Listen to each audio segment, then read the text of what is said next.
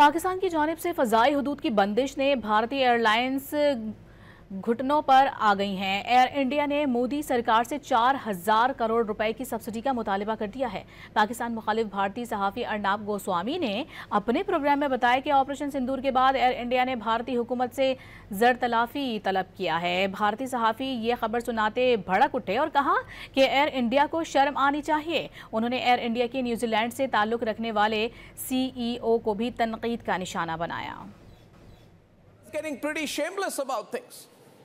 Air India wants to be compensated for the fallout of Operation Sindoor.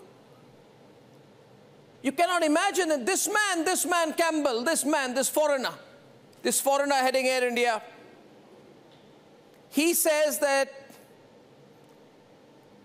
the government of India must understand that post-Pahalgam, due to the closure of Pakistani airspace, Air India operations suffered from additional 45 minutes.